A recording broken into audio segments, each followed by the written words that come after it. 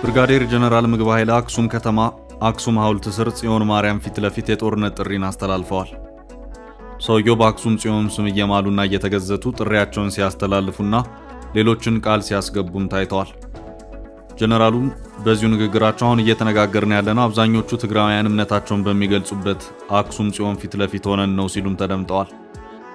ንመብዛሕትኦም ተጋሩ እምነቶም ዝገልጽሉ አማርያም ጽዮን ፊት ኮይና እና ነዘራረብ ዘር የዘመኑ ውትድርና ሳይንስ ያልገባቸው በሚል ባህላዊ ጀነራል የሚል ቅጽል ስም የተሰጣቸው ጀነራሉ ዛሬም ግፋ በለው እያሉ ነው።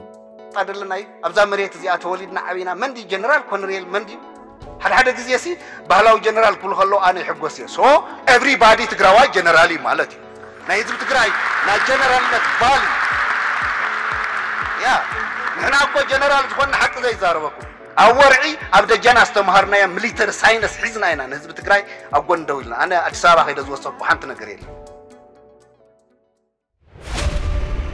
ገንብቶ በማስረከብ የሚታወቀው ዳኮር ሪል ስቴት በመሃል አዲስ አበባ ጀሞ 1 ግንባታቸው 90% እንዲሁም 40% የደረሱ ቤቶችን በ10% ቅድመ ክፍያ ብቻ ለሽያጭ አቀረበ። በአንድ ወለል ላይ 3 አባወራ ብቻ በቂ የሆነ የመኪና ማቆሚያ ከሰፊ አረንጓዴ ስፍራ ጋር አቀረበላችሁ። ባለ 1 መኝታ 80 ካሬ፣ ባለ 2 መኝታ 110 ካሬ እና 118 ካሬ፣ ባለ 3 መኝታ 135 ካሬ 70/30 የባንክ ብድር አመቻችቶ ከ623 ሺህ ብር ቅድመ ክፍያ ጀምሮ የመኖሪያ ቤቶችን ለሽያጭ አቀረበ።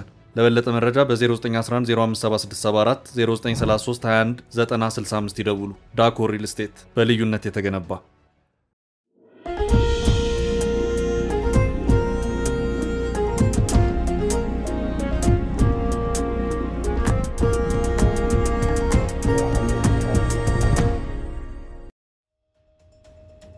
ጀነራል ምግብ ኃይለ በዘመን ኢህአዴግ ዘመን ረዘም ላሉ ዓመታት በመከላከያ ሰራዊት ያገለገሉ ወታደራዊ አመራር ናቸው። ከህወሓት ትጥቅ ትግል ወቅት ጀምሮም በወታደራዊ ዘርፍ የነበሩ ሰው እንደሆኑም የቀደመ ታሪካቸው ያመለክታል። ህወሓት በኢትዮጵያ ፖለቲካ ውስጥ የነበረውን 3 አስርት ዓመታት የበላይነት በማጣቱ ሁሉም ፖለቲካዊና ወታደራዊ አመራሮች ወደ ትግራይ ጠቅልለው ሲገቡ ብርጋዴር ጀነራል ምግብ ኃይለም አንዱ ነበሩ። በትግራይም ትግራይን ከጥፋትና ዘር ማጥፋት ዘመቻ እንከላከል በሚለውና መከተ የሚል ስያሜ በተሰጠው ወታደራዊ ዝግጅት ውስጥ ጀነራል ምግብ አንደኛው ተዋናይ ነበሩ። ሰውየው ተናጋሪም ሞራል ቀስቃሽም ናቸው። በጊዜው በነበረው ጦርነት የህወሓት ጦር በወልቃይትና አካባቢውን ለቆ ተከዜ ማዶ ከተሻገረ በኋላ ምዕራብ ትግራይን ማስመለስ አለብን በሚለው ዘመቻ የወልቃይቱን የምዕራብ መስመር ውጊያ ሲመሩ የነበሩት ጀነራል ምግብ ነበሩ። ቀናትን የፈጁ ሁለት ከባባድ ማጥቃቶችን ሰንዝሮም ነበር። ሆኖም አንዱም ማጥቃት በውጤት አልተደመደመም። በኢትዮጵያ መከላከያ ሰራዊትና በጊዜው በነበሩት ጥምር ኃይሎች የጋራ መከላከል የብርጋዴር ጀነራል ምግብ ኃይለ እንደታሰበው ወደ ሱዳን ቆርጦ መውጣት እንደዚሁም ወልቃይትን እስከ ኤርትራ ድንበር ሁመራ ድረስ መቆጣጠር ሳይችል ቀርቷል።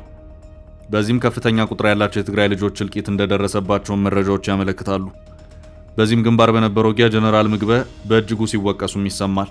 ጀነራሉ በአዲስ አበባ ንብረት ያፈሩ መሆኑ ቢነገርም አዲስ አበባን ጥለው ትግራይ ጠቅልለው ከገቡ በኋላ የህወሓት መንግስትን የፕሪቶሪያን ስምምነት ተከትሎ ወደ አዲስ አበባ እግር ካበዙ ሰዎች መካከል የሚመደቡም አይደሉም። የትግራይ መከላከያ ሰራዊት በሚል የሚጠራው የህወሓት ታጣቂ ኃይል በዚሁ ስምምነት መሰረት የተሰጠው ስያሜ የህወሓት ታጣቂ የሚለው ነው ይታያል። ስምምነቱ ህወሓት በኢትዮጵያ ያለውን አንድ መከላከያ ብቻ እንዲቀበል ያስገድዳል። ከማስገደድም ባለፈ ስምምነቱ ህወሓት ተዋጊዎቹን ትጥቅ እንዲያስፈታ እንደዚሁም ተጨማሪ ታጣቂዎችን ማሰልጠን እንደማይገባው በመግለጽ አብራርቶ ያስቀምጣል። ሆኖም በተለይ ባለፉት 2 ዓመታት በትግራይ ታጣቂዎች አደረጃጀትና ስልጠና ላይ ጀነራል ምግብ ከፍተኛ ተሳትፎ የነበራቸው ሰው ናቸው። ህወሓት ባቶ ጌታቸውና በደብረጽዮን ቡድን ለሁለት ተከፍሎ ፖለቲካዊ መፍትሄዎች በጠፉበት ሁኔታ ታጣቂው ኃይል ለደብረጽዮን ቡድን ድጋፉን ሲሰጥ ዋነኛው አስተባባሪም ጀነራል ምግብ እንደሆኑ ይነገራል። አሁን ባለው ሁኔታም አዲሱን የነሳ ቅስቀሳን በሰፊ በማካሄዱ በኩል ጀነራል ምግብ በመጀመሪያው ረድፍ ላይ ይገኛሉ። ሰውየውን አናያቸው የጥፋት መሳሪያ ናቸው። ከዚህ ቀደም በሳቸውና መሰሎቻቸው ቅስቀሳ ያለቀው የትግራይ ወጣት ሳይበቃ አሁንም አዲስ የጦርነት ድግስን እያስተዋወቁ ነው በሚል አጥብቀው የሚተቿቸው በርካታ የትግራይ ተወላጆችም አሉ። በርከት ያሉ ደጋፊዎችም አሏቸው። ሰውየው ግፋ በለው ከሚለው ውጪ ምንም አይነት ወታደራዊ ብቃትና ችሎታ የሌላቸው ናቸው በማለትም ባህላዊ ጀነራል በሚል ወታደራዊ ችሎታቸውን ሳይቀር ጥያቄ ውስጥ የሚከቱም አሉ። በእሳቸውና ጓዶቻቸው ላይ የሚቀርበውን የወታደራዊ ሙያ ብቃትን በተመለከተ ጀነራል ምግብ በአንድ መድረክ ላይ ራሳቸውን ሲከላከሉም ታይተዋል። አደልናይ አብዛ መሬት እዚያ ተወሊድና አቢና መንዲ ጀነራል ኮሎኔል መንዲ ሓደ ጊዜ ሲ ባህላዊ ጀነራል ኩሉ ከሎ አነ ይሕጎስ ሶ ኤቭሪባዲ ትግራዋይ ጀነራሊ ማለት ናይ ህዝብ ትግራይ ናይ ጀነራልነት ባል ያ نحن أكو جنرال تكون حق زي زاربكم أورعي أبدا جانا استمهرنا يا ميليتر ساينس حزنا هنا نزب تقراي أقول دولنا أنا أتسابق هيدا زوصف وحنت نقرين አሁን ደግሞ አክሱም ላይ ተከስተው በአክሱም ጽዮን ስም እየማሉና እየተገዘቱ ተነሱን እነሳ ሲሉም ተደምጠዋል። ታሪክን ከሃይማኖት ጋር እያጣቀሱ ኤርትራና አማራው እንደዚሁ ማፋሩ ከጎናችን ተሰለፉ ሲሉም ማክለዋል። ሰውየው መልሰው የትብብርን ጥሪ ያቀረቡት ባለፈው የሁለት ዓመታት ጦርነት ወቅት አብረው ጨፈጨፉን ያሉትን አካላት ነው። ለምናደርገው ትግል አማራው ከጎናችን ይሰለፍ የሚለው የብርጋዴር ጀነራል ምግበ ጥሪ የሚታይበት ተቃርኖ ከወልቃይት ጋር ጭምሮ ነው ይታያል። የአማራን ታጣቂ ከወልቃይት አስወጡልን ካልሆነ ምዕራብ ትግራይን በኃይል እንቆጣጠራለን የሚለውን አቋም አጥብቆ የያዘን የህወሓት ኃይል አማራው በምን መልኩ ይተባበራል የሚለው በጥብቅ ሊጠየቅ የሚገባው ነው ይታያል። ከዚህ አንፃር ከታየ ጀነራል ምግበ ያስተላለፉት መልእክት አማራውን ለመውጋት አማራው ይተባበረን የሚለው ነው ይታያል። የሐሳብና የአቋም ተቃርኖም ፍንትው ብሎ የወጣው እዚህ ነጥብ ላይ ነው። ከሁሉም በላይ የሚገርመው ደግሞ በአዲሱ የህወሓት ታጣቂዎች አደረጃጀት ጀነራል ምግበ የምዕራብ ግንባር ወይም የወልቃይት አቅጣጫ የጦር ግንባር መሪ ሆነው መሰየማቸው ነው። ህወሓት ወልቃይትን በሰላም ስጡኝ ካልሆነ በኃይል እቆጣጠራለሁ ሲል ጦሩን በሱዳንና በትግራይ ተከዜ ማዶ በማዘጋጀትም ጭምር ነበር። በሱዳን አርሚ 7 የተባለ ኃይል በስፋት ሲሰለጥን የከረመ መሆኑን ቀደም ብሎ ሲወጡ የነበሩት መረጃዎች ሲጠቁሙ ቆይተዋል። የዚሁ ጦር ተባባሪ በመሆን የተዘጋጀው ደግሞ በጀነራል ምግበ የሚመራው የምዕራብ ግንባር ነው። እናም ሰውየው ወልቃይትን ለመቆጣጠር አማራው የተባበረን አይነት ውስጥ ወይራ የሆነ ንግግር አክሱም ሐውልት ስር ተናግረዋል። ነገሩ ከዚህ ባለፈም ሌላ ተቃርኖም አለው። የትግራይን የሁለት ዓመታት ጦርነት ተከትሎ የኤርትራ ጦር አከራካሪዋን ባድሜን ጨምሮ የተወሰነ የኢትዮጵያን ክፍል እንደተቆጣጠረ ይገኛል። በእነዚህ ግዛቶች በኩል ህወሓትም ጀነራል ምግበም ቃል አይወጣቸውም። ለምን የሚለው ጉዳይ ግራ አጋቢ ሆኖ ይታያል። በሌላ አቅጣጫ ደግሞ ከሰሞኑ የትግራይ ጄኖሳይድ አጣሪ ኮሚሽን የተባለው አካል በሁለት ዓመታቱ የጦርነቱ ሂደት በከባድ ሰብአዊ መብቶች ጥሰትና የጦር ወንጀል የኤርትራን ጦር የወነጀለበት ሁኔታ ታይቷል። ጀነራል ምግበ አክሱም ሐውልት ስር ጽዮን ማርያም ቤተክርስቲያን ፊት ለፊት የትብብርን ጥሪ ለኤርትራ ያስተላለፉትን በዚሁ ሰሞን መሆኑ አስገራሚ አድርጎታል። ጀነራሉ በጦርነቱ ወቅት በነበራቸው አንድ ቃለ ምልልሳቸውም ላይ ኤርትራን የሚበቀሉ መሆኑን ሲናገሩም ተደምጠው ነበር። የኤርትራ መንግስት በእኛ ላይ ለፈጸመው ጥፋት ዋጋ ይከፍልበታል፣ ይህንን ካላደረግን ደግሞ ተጋራው አይደለንም ሲሉም ነበር የተናገሩት። ነገሩ በዚያ ያበቃም። በትግራዩ ጦርነት ወቅት በኤርትራ ጦር ከባድ ጭፍጨፋ ተደርጎባቸዋል ከተባሉት አካባቢዎች መካከል አንዱ አክሱም ከተማ ናት። በጊዜው በርካታ ሚዲያዎችና የሰብአዊ መብት ድርጅቶች የአክሱም ጭፍጨፋ በሚል በሰፊው አስተጋብተውትም ነበር። ህወሓትም የኤርትራንና የኢትዮጵያ መንግስታት በሰፊው ሲወነጅልባትም የነበረ መሆኑ የሚታወስ ነው። ይህ በሆነበትና የኤርትራ መንግስትን በዚሁ ዙሪያ ደረሰ የተባለውን ጉዳት አምኖ ባልተቀበለበት ሁኔታ ግን ጀነራል ምግበ እዛችሁ ከተማ ሆነው ለኤርትራ የትብብር መልእክትን የላኩበት ሁኔታ ታይቷል። እናም በዚህ የጀነራሉ ጥሪ ላይ መርህ ተቃርኖች ይታያሉ። በሌላ አቅጣጫ የጀነራል ምግበ አክሱም ንግግርና ለኤርትራ ያደረጉት ጥሪ በህወሓትና በትግራይ ጊዜያዊ አስተዳደር በኩል በጥብቅ ሲካሄድ የነበረውንና ከኤርትራ መንግስት ጋር የተፈጠረውን ጽምዶ የተባለውን ጥምረት እውነታ የገለጸውን ሆኖ ታይቷል። ጽምዶን ህወሓትም የኤርትራ መንግስትም እንደዚሁም የትግራይ ጊዜያዊ አስተዳደርም በጋራ አስተባብለውታል። ድንበር ተሻግሮ ሲደረግ የነበረውን እንቅስቃሴን በተመለከተ ከህዝብ ለህዝብ ግንኙነት ውጪ ሌላ ታሪክ የለውም ሲሉም በጥብቅ ሲያስተባብሉ የነበረ መሆኑ የሚታወስ ነው። ህወሓትና የትግራይ ወታደራዊ አመራሮች በኤርትራ መንግስት ጋር የውስጥ ለውስጥ ግንኙነትን ጀምረዋል የሚለው መረጃ እየተሰጠ ያለው በዘገባዎች ብቻ ሳይሆን በክልሉ በሚንቀሳቀሱ የፖለቲካ ፓርቲዎችና አመራሮችም ጭምር ነው። የህወሓት ከፍተኛ አመራሮችና የትግራይ ወታደራዊ አዛዦች ወደ አስመራ በመሄድ በዚያም መክረዋል። የኤርትራ መንግስትም በትግራይ ጽህፈት ቤት እስከ መክፈት የዘለቀ ደረጃ ላይ ደርሷል። ህወሓትም ከዚህ ቀደም በኤርትራ ሰንአፌ የተባለ ቦታ ጽህፈት ቤት ከፍቷል የሚሉ ክሶች ሲሰሙ ቆይተዋል። ከአንድ ወር በፊት በዚህ ዙሪያ ጠበቅ ያለ ክሳቸውን ያሰሙት ትግራይን ማዕከል አድርገው ከሚንቀሳቀሱት ፓርቲዎች መካከል አንዱ የሆነው የብሔራዊ ባይቶ አባይ ትግራይ ወይም ባይቶና ሊቀመንበር አቶ ክብሮም በርሄ ናቸው።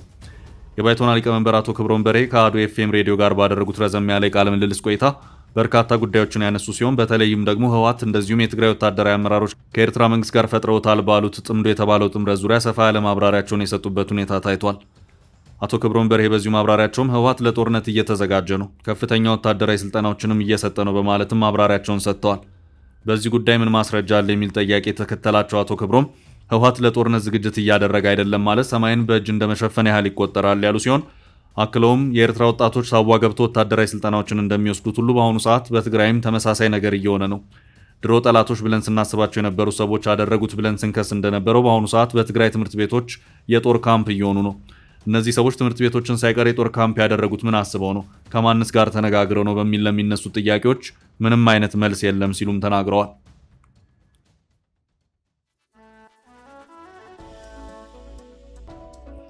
ህወሓትና የትግራይ ወታደራዊ አመራሮች ከኤርትራ መንግስት ጋር የፈጠሩት ጥምረት ነገሩ እያደረ ሄዶም ጽምዶ በሚለው የህወሓት የኤርትራ መንግስት ጥምረት መሰረትም የህወሓት አመራሮች አስመራ ድረስ እስከ መሄድም ደርሰዋል ያሉት ሊቀመንበሩ ሻዕቢያም በመቀሌ ቢሮ ከፍቷል ሲሉም ተናግረዋል። የትኞቹ የህወሓት አመራሮች ወይም ወታደራዊ አመራሮች ወደ አስመራ አመሩ በሚለው ጉዳይ ግን አቶ ክብሮም የሰጡት ዝርዝር ማብራሪያ የለም። ከምንም በላይ ፌደራሉ መንግስት ሊያሳስበው የሚገባና መግለጫም ሊያወጣበት ይገባል ብዬ የማስበው እነዚህ ሰዎች ከኤርትራ ጋር ያላቸውን ግንኙነት በተመለከተ ነው ያሉት አቶ ክብሮም አክለውም እኛ እንደ ትግራይ ከሻዕቢያ በላይ ጠላት የለንም።